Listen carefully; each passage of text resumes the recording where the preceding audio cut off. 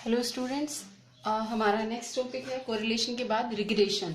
Regression कैसे calculate करते हैं, पहले मैं एक एग्जांपल से आपको समझाने की कोशिश करती हूँ, उसके बाद बताती हूँ कि इनकी इक्वेशंस वगैरह फॉर्मूले कैसे कैलकुलेट करते हैं। रिग्रेशन रिग्रेशन क्या होता है? रिलेशनशिप बिटवीन टू वेरिएबल्स इसमें दिए होंगे, कोरिलेशन की तरह ही इसमें रिलेशनशिप हमें फाइंड आउट करनी है। इसमें रिलेशनशिप मीन्स एक टाइप की हमें ऐसा रिलेशन फाइंड, वो तो क्या था कि उसमें पूरा डाटा दिया हुआ था, हमें ये देखना था कि दोनों डाटा के बीच में क्या रिलेशन है।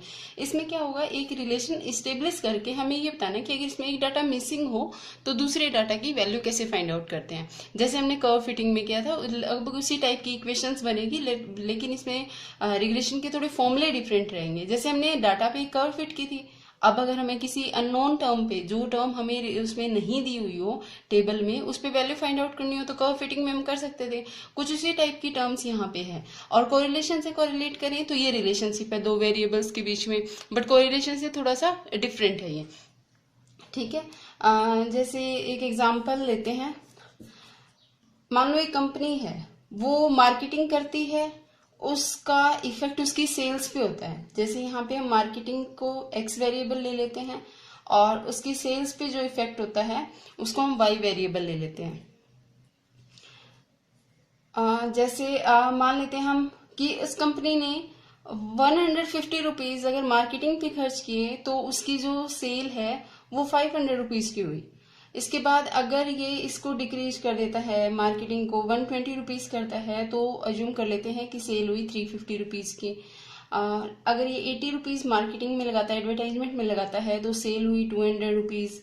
इसी तरह अगर ये 100 रुपीज लगाता है तो हम मान लेते हैं 250 रुपीज की सेल हुई। इस तरह हम कुछ डाटा ले लेते हैं, मतलब इस टाइप का रिलेशन हमें दिया होगा। अब मान लो हम ये कह दें कि अगर हम 125 रुपीज अगर मार्केटिंग में लगाएं तो सेल कितनी होगी, ये हमें प्रिडिक्ट करना है। और या फिर हम ये टर्म मिसिंग कर दें और यूँ कह दें कि कुछ भी नंबर, मान लो 600 रुपीज की सेल हुई है, तो ये बताओ मार्केटिंग में इसके अकॉर्डिंग मार्केटिंग का कितना खर्चा आएगा। ऐसे जब हमें ये वैल्यूज फाइंड आउट करनी हो तो हम रिग्रेशन की हेल्प से सॉल्व करते हैं।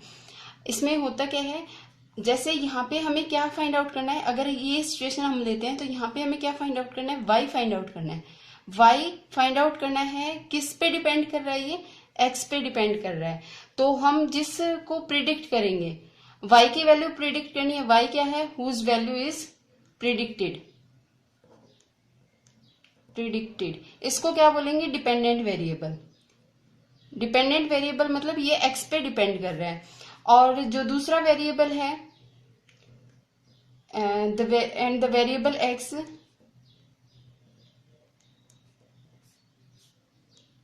used for prediction is called independent variable। इसको हम इंडिपेंडेंट वेरिएबल कहेंगे क्योंकि इसकी हेल्प से ये डिपेंड कर रहा है ना इस पे। अगर हम फर्स्ट कंडीशन लेते हैं तो ये इस पे डिपेंड कर रहा है, तो इसको इंडिपेंडेंट वेरिएबल कहेंगे। जो एक्स है उसको इंडिपेंडेंट वेरिएबल कहेंगे, वाई को डिपेंडेंट वेरिएबल कहेंगे, अगर ये कंडीशन है।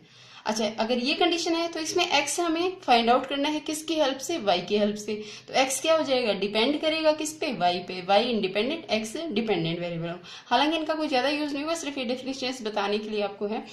अब यहाँ पे जो हमारी फर्स्ट कंडीशन है, इसमें क्या हो रहा है, वाई डिपेंड कर रहा है, depends on X. Y X पे डिपेंड कर रहा है। अब इसकी शॉर्ट फॉर्म होती है वाई ऑन एक्स। ऐसे लिखते हैं, वाई डिपेंड्स ऑन एक्स की बजाय जो जनरली बुक में दिखा हुआ मिलता है या कोफिशिएंट जहां पे भी हमें फाइंड आउट करना होता है, हम वाई ऑन एक्स कैलकुलेट करते हैं। जैसे आजकल ट्रेंड में है, जैसे हम फेसबुक को एफ बी नाम से लेते हैं, वैसे ही इसको शॉर्ट फॉर्म में वाई ऑन एक्स कर दिया। वाई डिपेंड्स ऑन एक्स ये लिखने की बजाय क्या लिख दिया, वाई ऑन एक्स। अच्छा, इसका अभी सिमिलरली अगर हम इसको लें तो ये क्या है, यहाँ पे इंडिपेंडेंट वेरिएबल कौन सा है, वाई। वाई इंडिपेंडेंट है, एक्स इस पे डिपेंड कर रहा है। तो इस टाइप की सिचुएशन में हम क्या कहेंगे, एक्स डिपेंड्स ऑन वाई। और अगर हम वैसे लिखना चाहें शॉर्ट फॉर्म में तो एक्स ऑन वाई, ये लिखा जाएगा। इसका कोफिशिएंट ऑफ रिग्रेशन होता है जिसको हम डिनोट करते हैं बी वाई एक्स से। इसको क्या लिखेंगे, कोफिशिएंट ऑफ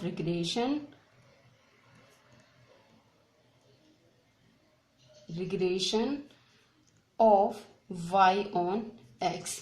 और इसको क्या लिखेंगे, यहाँ पे कोफिशिएंट को हम किससे डिनोट करेंगे, बी एक्स वाई, और इसको लिखेंगे कोफिशिएंट ऑफ रिग्रेशन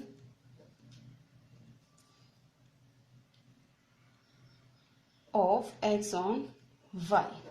ठीक है, अब इनकी इक्वेशन निकलेगी कैसे, जैसे हमें तो ये वैल्यू निकालनी है ना कि y की अगर वैल्यू मिसिंग है तो x की हेल्प से वो y की वैल्यू निकालें, या x की वैल्यू अगर मिसिंग है तो y की हेल्प से वो वैल्यू निकालें। तो एक कोई ना कोई इक्वेशन या कोई रिलेशन तो हमारे पास होना चाहिए ना, जिसमें हम पुट करके वैल्यू, जिसमें 600 पुट करके हम x की वैल्यू निकालें, या जिसमें 125 पुट करके हम y की वैल्यू निकालें। तो वो इक्वेशन कैसे बनेगी, अगर ये वाली कंडीशन हो तो इक्वेशन क्या होगी, y minus Y bar is equals to b Y x x minus x bar. ठीक है, y बार और x बार हमें पता है, y बार क्या होता है, मीन y का, मीन ऑफ y, और x बार को हम किससे डिनोट करते हैं, मीन ऑफ जो x आईज है उनका, और ये y आईज का, जिसको हम जनरली समीशन x आई अपॉन n और समीशन y आई अपॉन n से डिनोट फाइंड आउट करते हैं। ठीक है, हमें ये दोनों चीज पता है। इसी तरह अगर हम x ऑन y का कंडीशन लेते हैं तो इक्वेशन क्या बनेगी, x minus x bar b x y y minus Y bar, ये इक्वेशन बनेगी। x की वैल्यूज हमें गिवन होगी, y की वैल्यूज गिवन होगी, जिससे हम ये वैल्यूज कैलकुलेट कर सकते हैं x बार और y बार को। अब मेन जो हमारा डाउट है वो इस पॉइंट पे है कि ये कोफिशिएंट हम कैसे कैलकुलेट करें। अगर इसकी वैल्यू हमें पता चल जाए तो हम आराम से वैल्यू फाइंड आउट कर सकते हैं। हम y बार की वैल्यू पुट कर देंगे, x बार की वैल्यू पुट कर देंगे, बी वाई एक्स की वैल्यू पुट कर दें, और फिर x की जिस वैल्यू के लिए हमसे y पूछा जा रहा है वो वैल्यू यहाँ पुट कर दें तो y की वैल्यू आ जाएगी। अब मेन जो हमारा क्वेश्चन है वो ये है कि ये कोफिशिएंट कैसे कैलकुलेट करते हैं। सिमिलरली इसमें कि ये कोफिशिएंट कैसे कैलकुलेट करते हैं, बी वाई ऑन एक्स। हाँ, एक चीज और की फॉर्मूला लिखेंगे कैसे, याद रखने के लिए बता रही हूँ। बी वाई ऑन एक्स को, जैसे y हमारा इस साइड है ना, तो इधर हमें y वाली टर्म लेनी है, इधर x है तो इधर x वाली टर्म लेनी है। हालांकि ऐसा कोई रूल नहीं है, बट फॉर्मूले में ऐसे हैं तो ट्रिक है कि लर्न हो जाए आपको। अब यहाँ पे बी एक्स वाई लिया है तो x वाली टर्म्स को हमने इधर लिया है, y वाली टर्म्स को हम इधर ले रहे हैं। और ये जनरली इसके रिग्रेशन के काफी सारे फॉर्मूले होंगे, उनमें ये रिलेशन होल्ड करता है, इसी टाइप का रिलेशन होल्ड करता है। अच्छा, अब ये है कि अननोन हमारे पास क्या है, जिनको हमें, जो हमें कैलकुलेट नहीं करने आते, या जो हमारे पास न्यू टर्म्स है। हमें क्या क्या कैलकुलेट करना है, बी एक्स वाई और बी वाई एक्स। ये हमारे लिए अब क्वेश्चन है, मार्क है कि ये वैल्यूज हम कैसे कैलकुलेट करेंगे। अगर ये वैल्यूज हमें पता चल जाती है तो हो गया हमारा क्वेश्चन। अब बी एक्स वाई और बी वाई एक्स को कैसे कैलकुलेट करेंगे। तीन फॉर्मूले हैं, तीनों फॉर्मूलों में से आप डाटा के अकॉर्डिंग, जो गिवन डाटा होगा उसके अकॉर्डिंग जो बेस्ट टेबल होगा वो यूज कर लेंगे। हालांकि तीनों फॉर्मूलों का, जैसे मैंने कोरिलेशन में 2 फॉर्मूले थे, एक्सपेंड आपको करके बताए थे, वो सारे ही सेम, बस आपको डायरेक्ट उसमें वैल्यू पुट करनी हो कि उसमें कैलकुलेशन ज्यादा ना करनी हो, इसलिए 3 लिखेंगे। फर्स्ट फॉर्मूला है कि जैसे हम रिग्रेशन कोरिलेशन फाइंड आउट करते थे, उसी की हेल्प से रिग्रेशन फाइंड आउट करें। यहाँ लिखती हूँ फर्स्ट फॉर्मूला, ताकि ऊपर मैं आपको कोरिलेशन का फॉर्मूला बता सकती हूँ। कोरिलेशन क्या था, कोरिलेशन को हमने आर से डिनोट किया था, क्या लिया था, n into x summation x Y summation x summation y divided by under root n into summation x square minus summation of x का whole square under root n into summation y square summation of Y का whole square. और एक हमने फिर इसके बाद ये ऐसा भी किया था, x minus x bar Y minus Y bar upon under root variance of X variance of Y. 2-3 फॉर्मूले किए थे इसके, इसी टाइप में इसके फॉर्मूले आएंगे। फर्स्ट है कि बी एक्स वाई कैसे फाइंड आउट करेंगे, B x Y find out करना है, ये मेन होता है हमारे। बाद में हमने क्या लिखा है, ये इक्वेशन कौन सी होगी, एक्स ऑन वाई। एक्स किस पे डिपेंड कर रहा होगा, वाई पे। एक्स किस पे डिपेंड कर रहा है, वाई पे, मतलब वाई हमें गिवन होगा, एक्स की वैल्यू हमें फाइंड आउट करनी है। तो इसका फॉर्मूला क्या होगा, फॉर्मूला लर्न करने के लिए हमें कोई अलग से वैल्यूज कैलकुलेट करें। ये देखो, जो कोरिलेशन फाइंड आउट किया था उसमें न्यूमिनेटर जो था वो सेम रहेगा, numerator summation x summation Y, और डिनोमिनेटर में दोनों टर्म नहीं लिखनी, जो इधर वेरिएबल है, जैसे वाई है ना तो वाई वाली टर्म लिखनी है, बट अंडर रूट नहीं लेना, under root y square under root नहीं लेना, n into summation y square summation y का whole square. Similarly b Y x का फॉर्मूला, अब x इधर आ गया तो x से डिवाइड हो जाएगा, न्यूमिनेटर सेम रहेगा, summation x Y summation x summation Y by में n into summation of X square minus summation of x का होल स्क्वायर। ठीक है, एक फॉर्मूला तो ये है, ये फॉर्मूला। दूसरा, ये फॉर्मूला हम कभी यूज करेंगे जब हमें एक्स वाई की ऐसी वैल्यूज दी हुई। सेकंड फॉर्मूला, इसका सेकंड फॉर्मूला क्या है B x Y is equals to, ये होता है आर इंटू, आर क्या है, यही जो आपका कोरिलेशन था, आर क्या है correlation, sigma x upon sigma y, मतलब standard deviation of x upon standard deviation of Y.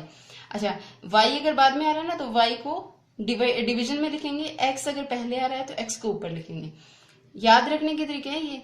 और इसके बाद बी वाई एक्स अगर हमें फाइंड आउट करना है, सेम मेथड रहेगा, वाई ऊपर ले लेंगे और एक्स बाद में आया है तो एक्स से डिवाइड कर देंगे। ठीक है, ये दो फॉर्मूले। थर्ड फॉर्मूला हमारे पास क्या है, जैसे हमने इसमें कोवेरियंस का फॉर्मूला किया था, इसमें क्या कहते हैं, इसमें कोरिलेशन में, वैसे ही इसका फॉर्मूला रहेगा। थर्ड फॉर्मूला है बी एक्स वाई, अगर हमें कैलकुलेट करना है तो इसको हम लिखते हैं covariance of X Y by में समेशन सिग्मा ऑफ वाई का होल स्क्वायर। और ये फॉर्मूला क्या हो जाएगा, बी वाई एक्स वाला क्या हो जाएगा, सिग्मा ऑफ एक्स का, सिग्मा एक्स का होल स्क्वायर। ये तीन फॉर्मूले हैं। कई बार क्या होता है, डाटा में हमें simple X Y tabular form में दिए होंगे तो ये बेस्ट रहेगा, ये यूज करेंगे। कई बार क्या होता है, स्टैंडर्ड डेविएशन दिया होगा, हमें डायरेक्ट मीन और स्टैंडर्ड डेविएशन दे दे, मान लो कोई भी डाटा है उसका मीन दे दे और स्टैंडर्ड डेविएशन दे दे, तो मीन अगर हमें पता हो और स्टैंडर्ड डेविएशन पता हो तो ये कैलकुलेट कर लेंगे, और मीन दिया हुआ तो फटाफट 2 मिनट लगेंगे, हमारे पास इक्वेशन आ जाएगी जो हमें रिग्रेशन की इक्वेशन फाइंड आउट करनी है। और अगर हमें कोवेरियंस दिया हो और स्टैंडर्ड डेविएशन दिया हो, कोवेरियंस और स्टैंडर्ड डेविएशन दिया हो या वेरिएंस दिया हो, कोवेरियंस और वेरिएंस दिया हो, तो ये वाला फॉर्मूला हमारे लिए बेस्ट रहेगा। ठीक है, ये चीजें हमें कैलकुलेट करनी है। अब इसके बाद इससे रिलेटेड एक दो एग्जांपल्स करवाती हूँ, उसके बाद एक दो मेन प्रॉपर्टीज है जो प्रॉपर्टीज यूज होती है। एक प्रॉपर्टी हम कर लेते हैं जो कि स्टार्टिंग के क्वेश्चंस में भी यूज होती है। यहाँ पे हमारे पास जो हमने सेकंड फॉर्मूला लिखा है वो क्या है, B of X Y is equal to R sigma X sigma Y, B Y X R sigma Y over sigma X. तो फर्स्ट इसकी जो प्रॉपर्टी दी हुई है वो प्रॉपर्टी करते हैं। प्रॉपर्टी में क्या दिया